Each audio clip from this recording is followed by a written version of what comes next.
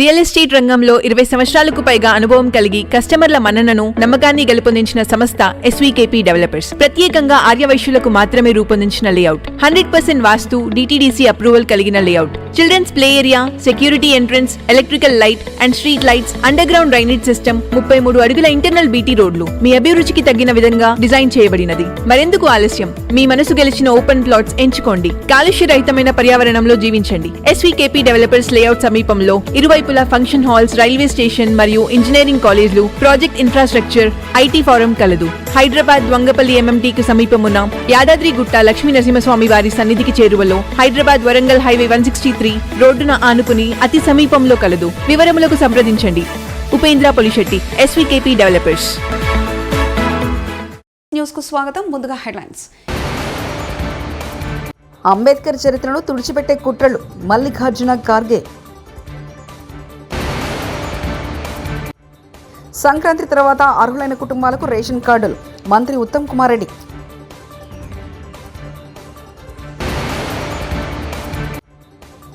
CM Chandrababu ఆధ్వర్యంలో cabinet సమావేశం.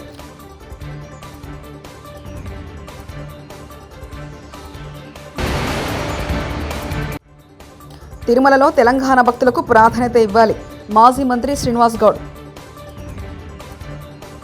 ప్రతిదానికి అంబేద్కర్ పేరు ప్రస్తావించడం కాంగ్రెస్కు ఫ్యాషన్గా మారిందని, ఆయన పేరు కాకుండా దేవుణ్ణి స్మరించుకుంటే 7 జన్మల స్వర్గం లభిస్తుందని కేంద్ర హోంమంత్రి అమిత్ షా చేసిన వ్యాఖ్యలను ప్రధాని మోదీ గట్టిగానే సమర్థించారు. అంబేద్కర్ చరిత్రను తుడిచిపెట్టేందుకు ఆ పార్టీ పనిన కుట్ర లేదని విమర్శించారు. బాబాసాహెబ్ను అవమానించిన ఆ పార్టీ చరిత్రను, వాస్తవాల చిట్టాలను షా రాజ్యసభలో బయటపెట్టారని, అది చూసి కాంగ్రెస్ నేతలు బెత్తరపోయారని అన్నారు. అందుకే అంబేద్కర్ను ఆయన అవమానించారని, కేబినెట్ నుంచి బహిష్కరించాలంటూ కొత్త నాటకాలు మొదలుపెట్టారని మండిపడ్డారు. వారి దురదృష్టం ఏమిటంటే ప్రజలకు నిజం తెలుసని బుధవారం ఎక్స్లో వరుస ట్వీట్లు చేశారు. అటు కేంద్ర మంత్రులు రాజ్నాథ్ సింగ్, అశ్విని వైష్ణవ్, కిరణ్ రిజిజు కూడా షాక్ అండగా నిలిచారు. తాను అంబేద్కర్కు వ్యతిరేకంగా ఒక్కనాటికి మాట్లాడనని షా తేల్చి చెప్పారు. అంబేద్కర్ను అవమానించిన, ఎస్సీ ఎస్టీలకు నిర్లక్ష్యం చేసిన కాంగ్రెస్ చీకటి చరిత్రను అమిత్ షా పార్లమెంట్లో బట్టబయలు చేశారు. ఏళ్ల తరబడి అధికారం అనుభవించి ఎస్సీ ఎస్టీల సాధికారతకు చేసింది శూన్యమని ప్రధాని విరుచుకుపడ్డారు. అంబేద్కర్ పట్ల కాంగ్రెస్ చేసిన పాపాల జాబితాను ఆయన విడుదల చేశారు. సంక్రాంతి తర్వాత తెలంగాణలో అర్హులైన కుటుంబాలకు కొత్త రేషన్ కార్డులు ఇస్తామని మంత్రి ఉత్తమ్ కుమార్ రెడ్డి ప్రకటించారు. రాబోయే 2 నెలల్లో రేషన్ దుకాణాల్లో దొడ్డు బియ్య స్థానంలో సన్న బియ్యం అందిస్తామని స్పష్టం చేశారు.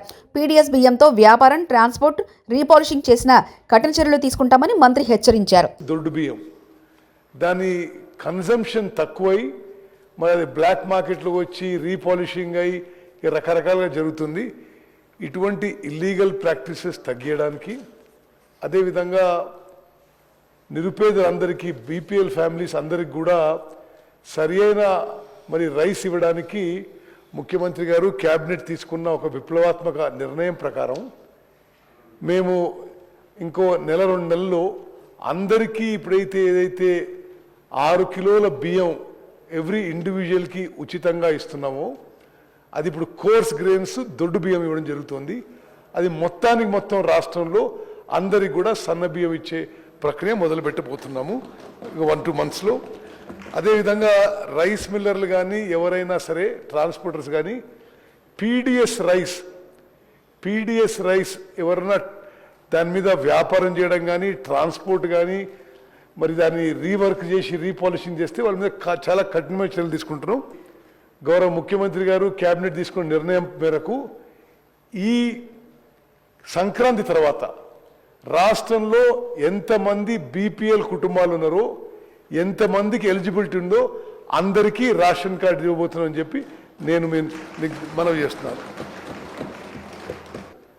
ఈ మధ్య అంటే పోయిన ప్రభుత్వంలో ఒక 4,000 కొత్త తండాలు గ్రామ పంచాయతీలుగా ఏర్పడ్డాయి. అక్కడ ఎక్కడెక్కడైతే వయబిలిటీ ఉంటుందో తప్పనిసరిగా కొత్త రేషన్ షాప్స్ ఇస్తాము. కానీ మా అనుభవం ఏంటంటే మరీ ఎక్కువ రేషన్ షాప్స్ ఇచ్చినా ఉన్న వాళ్ళకి ఒక్కొక్కరికి వాళ్ళ దగ్గర ఉన్న రేషన్ తగ్గిపోయి వయబిలిటీ కావడం లేదు.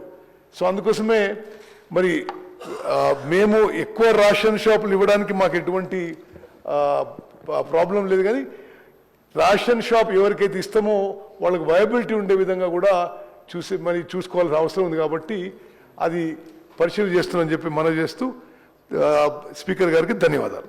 తిరుమల శ్రీవారిని పలువురు రాజకీయ ప్రముఖులు దర్శించుకున్నారు. లక్షద్వీప్ గవర్నర్ ప్రఫుల్ కోడా పటేల్, తెలంగాణ మాజీ మంత్రులు శ్రీనివాస్ యాదవ్, శ్రీనివాస్ గౌడ్, ఎమ్మెల్యే పుట్టా సుధాకర్ యాదవ్ గురువారం వీఐపీ ప్రారంభ విరామ దర్శన సమయంలో వేరువారిగా స్వామివారి సేవలో పాల్గొన్నారు. తిరుమల తిరుపతి దేవస్థాన ఆలయ అధికారులు వారికి స్వాగతం పలికి దర్శన ఏర్పాట్లు చేశారు. తిరుమలలో తెలంగాణకు చెందిన భక్తులు, ప్రజాప్రతినిధులు, వ్యాపారవేత్తలపై తిరుమల తిరుపతి దేవస్థానం చిన్నచూపు చూస్తుందని మాజీ మంత్రి శ్రీనివాస్ గౌడ్ ఆరోపించారు. తిరుమలలో తెలంగాణ నాయకులు ప్రజలను సమానంగా చూసేలా సీఎం చంద్రబాబు చొరవ తీసుకోవాలని కోరారు. ఆంధ్ర ప్రాంతంతో ఉన్న ఒకే ఏకైక సంబంధం తిరుపతి. రెండు రాష్ట్రాలు కలిసి ఆంధ్రప్రదేశ్గా ఉన్నప్పుడు ఇది ఎక్కడ ఎలాంటి ఇబ్బందులు లేకుండా ఒకే విధంగా ఉండేది. రెండు రాష్ట్రాలు విడిపోయిన తర్వాత డిఫరెన్సెస్ లేకుండా ప్రజలను కలిపిన దానిలో మా ప్రభుత్వంతో పాటు తిరుపతి దేవస్థానం టీటీడీ పాలక మండలి కూడా. ఎందుకంటే ఏర్పడిన తర్వాత ఎలాంటి డిఫరెన్స్ లేకుండా దర్శనాలు అన్నీ జరిగినాయి. కానీ ఈరోజు ఇక్కడ పరిస్థితి చూస్తుంటే తెలంగాణ సామాన్య ప్రజలకు కానీ, తెలంగాణ రాజకీయ నాయకులకు కానీ, తెలంగాణ సంబంధించినటువంటి వ్యాపారవేత్తలకు కానీ ఇక్కడ కొంత డిఫరెన్సెస్ అనేది కనిపిస్తూ ఉంది. ఇది మంచి పరిణామం కాదు. ఎందుకంటే టీటీడీ పాలక మండలి అంటే మాకు గొప్ప గౌరవం. దేవుడు, తిరుపతి దేవుడు అంటే మాకు ప్రపంచానికి దేవుడు. ఈ ప్రాంతంలో ఉన్నంత మాత్రం ఈ ప్రాంతం మాది అని దేవుని విషయంలో అనుకుంటూ వెళ్ళలేదు. అలా చేస్తే దేవుని కూడా కోపం వస్తుంది. తెలంగాణ ప్రజలకు, ఆంధ్ర ప్రజలకు, తెలంగాణ నాయకులకు, ప్రజాప్రతినిధులకు, ఆంధ్ర నాయకులకు, వ్యాపారవేత్తలు ఈక్వల్గా ఉండాలి. ప్రజలకు, రాజకీయ నాయకులకు కానీ, వీఐపీలకు కానీ, మామూలులకు కానీ, వ్యాపారవేత్తలకు కానీ, భక్తులకు మాత్రం భేదం కనిపిస్తూ ఉంది. అనుభవజ్ఞుడైనటువంటి ముఖ్యమంత్రి గారు మరి దీన్ని సరిచేయాల్సిన బాధ్యత ఉంది. మేము ఏనాడైనా ఈ 10 సంవత్సరాల కాలంలో ఏనాడైనా మేము ఆంధ్ర వాళ్ళ ప్రజలను కానీ, ఆంధ్ర వ్యాపారస్తులను కానీ, మేము హైదరాబాద్లో కానీ, తెలంగాణలో కానీ ఏనాడైనా భేదాభిప్రాయం చూసినామా? ఆంధ్రప్రదేశ్ ఉన్నప్పుడు కూడా తెలంగాణలో ఎక్కడ నీళ్లు ఉంటే, ఎక్కడ కాలువలు ఉంటే, ఎక్కడ కాలువలు ఉంటే అక్కడ ఆంధ్ర వాళ్ళు వచ్చి వ్యవసాయం చేసేది. ఎప్పుడు కూడా వాళ్ళను భేదాభిప్రాయం చేయలేదు. సరే వాళ్ళు పని చేసుకుంటున్నారులే అనుకొని మేము అనుకున్నాం. కానీ ఇంత డిఫరెన్సెస్ ఉంటావని ఇప్పుడు చూస్తున్నాం 10 ఏళ్ళ తర్వాత. ఇది మంచిది కాదు. ఈరోజు మేము హైదరాబాద్లో కానీ, తెలంగాణలో టీటీడీ వాళ్ళకు కళ్యాణ మంటపాలు కానీ, గుళ్ళకు కానీ ఎన్నో ప్లేస్ ఇచ్చి అంటే మాకు గొప్ప సంకల్పంగా భావిస్తాం. టీటీడీ వాళ్ళ కళ్యాణ మండపం కడుతున్నారంటే గొప్ప అదృష్టంగా భావిస్తాం. టీటీడీ కూడా వచ్చిందంటే ఉంది. కానీ ఇక్కడ అసలు రూమ్స్ అడిగితే పట్టించుకునే వాళ్ళు లేరు. దర్శనం కాడ చాలా ఇబ్బంది పడతాం. సరి చేసుకోవాలి. ఎందుకంటే మనము అన్ని రాష్ట్రాలు వేరు, మన 2 రాష్ట్రాలు వేరు. మనకు రక్త సంబంధం ఉన్న రాష్ట్రం ఇది కోరుకోరు. కనుక కలిసిమెలిసి అందరూ ఉండడానికి బాధ్యత. ఇది చాలామంది చెప్పారు, బాధల నుంచి కూడా వెళ్ళిపోతారు అన్నమాట. ఇది చెప్పకుండా ఎవరు చెప్పకుండా పోతే, సరి చేసుకోకపోతే అక్కడ హైదరాబాద్లో కూడా ఇబ్బంది వస్తుంది. మాకు ఇప్పుడు అనిపిస్తుంది, నాకు అనిపిస్తుంది. నేను ఆ రోజు రాష్ట్ర విభజనలో ఒక ప్రముఖంగా కేసీఆర్ గారు వెంబడి కావచ్చు, అన్ని పార్టీలు వెంబడి అందరూ కూడా ఎవరెవరైతే పార్టిసిపేట్ వాళ్ళ వెంబడి ఉన్న వ్యక్తిగా, మేము ఒక ఉద్యమాన్ని నడిపిన వ్యక్తిగా ఈరోజు మాకు అనిపిస్తుంది, అరే మనం ఒక్కనా డిఫరెన్స్ చూపోతుంది. ఇలా ఏం మనం తెచ్చిన గవర్నమెంట్లో హైయెస్ట్ వాళ్ళు కాంట్రాక్ట్ వాళ్ళే, పదవులు అనుభవించిన వాళ్ళు ఎక్కువ శాతం. మేము ఇప్పటి వరకు 26,298 కోట్లు వడ్డీ కట్టామంటూ డిప్యూటీ సీఎం బట్టి విక్రమార్క తెలిపారు. కట్టింది 26,298 కోట్లు. ముఖ్యమంత్రి చంద్రబాబు నాయుడు నేతృత్వంలో గురువారం ఉదయం 11 గంటలకు కేబినెట్ సమావేశం ప్రారంభం కానుంది. ఈ భేటీలో పలు కీలక నిర్ణయాలు తీసుకునే అవకాశం ఉంది. రాజధాని నిర్మాణాలకు సంబంధించి అనుమతులు ఇచ్చే అవకాశం ఉంది. ఇటీవల 42వ 43వ సిఆర్డీఏ అథారిటీ మీటింగ్లో తీసుకున్న నిర్ణయాలపై కేబినెట్లో చర్చించే అవకాశం ఉంది. అలాగే 8,821.44 కోట్లకు ట్రంక్ రోడ్లు, లేఅవుట్లలో వేసే రోడ్లపై కేబినెట్లో చర్చిస్తారు. ఎల్పీఎస్ రోడ్లకు 3,807 కోట్లు, ట్రంక్ రోడ్లకు 4,521 కోట్లు, బంగ్లాలకు, జడ్జీలకు, మంత్రులకు 492 కోట్లు, నేలపాడు, రాయపూడి, అనంతరవరం, దొండపాడు వంటి గ్రామాల్లో 236 కిలోమీటర్లు రోడ్లు లేఅవుట్లకు అనుమతిస్తూ అదాటి నిర్ణయంపై కేబినెట్లో చర్చ జరగనుంది. ట్రంక్ రోడ్డు 360 కిలోమీటర్లు ఉండగా అందులో 97.5 కిలోమీటర్లకు ఈరోజు గ్రీన్ సిగ్నల్ ఇచ్చే అవకాశం ఉంటుంది. కాకినాడ సీపోర్ట్లో వాటర్ను కారు చౌకగా కొట్టేసిన కేసు కీలక మలుపు తిరిగింది. ఇందులో లోగుట్టు వెలికి తీసేందుకు ఎన్ఫోర్స్మెంట్ డైరెక్టర్ ఈడీ రంగంలోకి దిగింది. జగన్ హయాంలో చోటు చేసుకున్న ఈ బలవంతపు డీల్ వెనక భారీగా మనీ లాండరింగ్ జరిగిందని ప్రాథమిక నిర్ధారణకు వచ్చింది. ఈ వ్యవహారంలో కీలకంగా వ్యవహరించిన వైసీపీ రాజ్యసభ సభ్యుడు వైవి సుబ్బారెడ్డి తనయుడు విక్రాంత్ రెడ్డికి ఈడీ నోటీసులు జారీ చేసినట్లు అత్యంత విశ్వసనీయంగా తెలిసిందే. కాకినాడ సీపోర్ట్ అసలు యజమాని కేవీ రావును జగన్ సన్నిహితులు బెదిరించి భయపెట్టి కారు చౌకగా వాటాలు కొట్టేసిన వైనంపై ఈడీకి పలు ఆధారాలతో సహా ఫిర్యాదులు వెళ్లినట్లు తెలిసింది. వాటిని పరిశీలించిన ఈడీ ఈ డీల్లో మనీ లాండరింగ్ చోటు చేసుకుందని ప్రాథమికంగా నిర్ధారణకు వచ్చినట్లు సమాచారం. ప్రొఫెసర్ కోదండరాం వల్లే సోనియా గాంధీ తెలంగాణ ఇచ్చింది. Professor Jayashankar, professor Kodandaram, professor Jayashankar అంటూ ఏకవచనంతో సంబోధిస్తూ మాట్లాడారు మంత్రి కోమటిరెడ్డి వెంకటరెడ్డి. ప్రతి గ్రామం తిరిగి తెలంగాణ ఆవశ్యకతను చెప్పిన వారు ఎవరైనా ఉన్నారంటే వారు ప్రొఫెసర్ కోదండరాం గారు.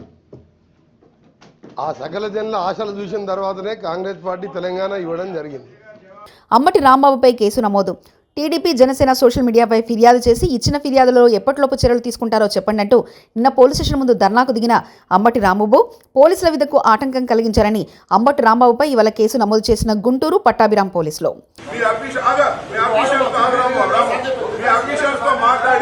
మాకు దీనికి సమాధానం ఎప్పుడు చెప్తారో చెప్పండి, మేము వెళ్తాం. మళ్ళా వచ్చి సందేహం చేస్తాం. చెప్పండి, తక్షణమే చెప్పండి.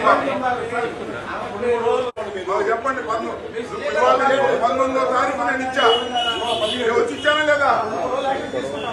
ఏది 14 రోజులు చేయాలి. పోలీస్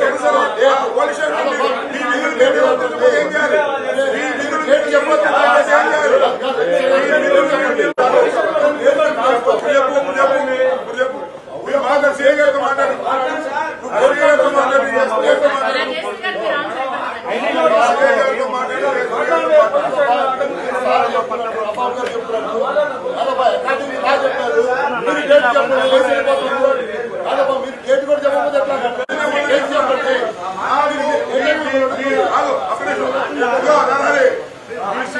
నాతో మాట్లాడచ్చు.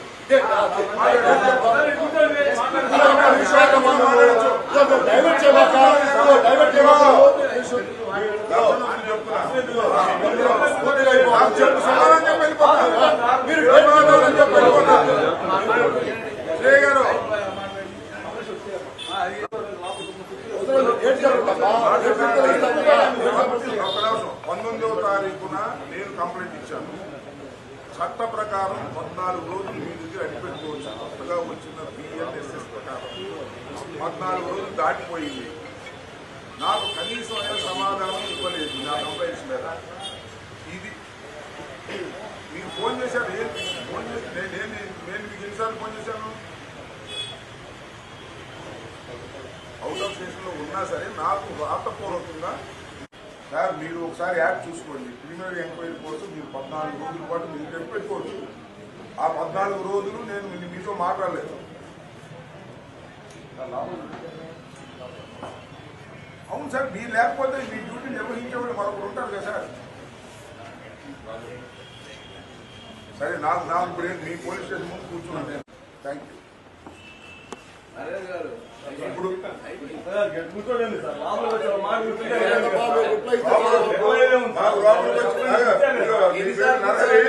మేము లోపలికి వచ్చి కూర్చుంటే నువ్వు కాఫీ ఇప్పిస్తే నువ్వు ఈ స్టేషన్ లో ఉండదు.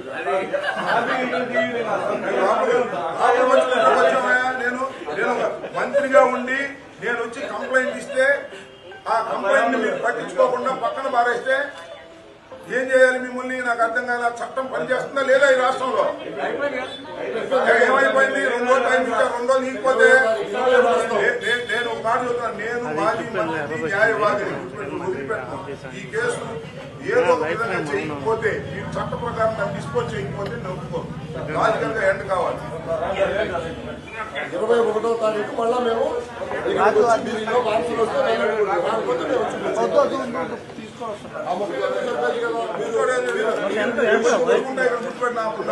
తెలియదు.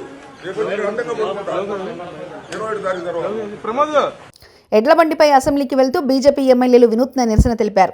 రైతులకిచ్చిన హామీలను కాంగ్రెస్ ప్రభుత్వం నెరవేర్చలేదని ఆరోపిస్తూ నిరసన తెలుస్తూ 2 లక్షల రుణమాఫీ జరగలేదని, సభలో రైతులపై చర్చ జరగడం లేదని విమర్శించారు.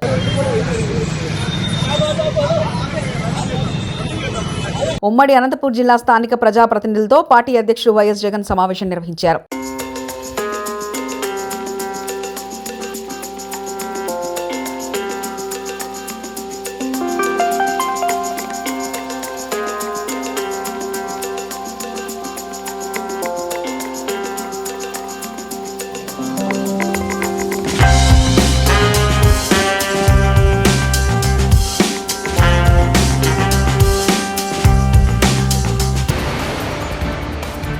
అంబేద్కర్ చరిత్రను తుడిచిపెట్టే కుట్రలు మల్లికార్జున ఖార్గే.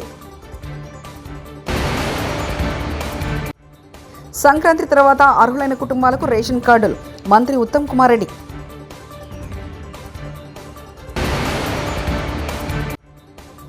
సీఎం చంద్రబాబు ఆధ్వర్యంలో కేబినెట్ సమావేశం.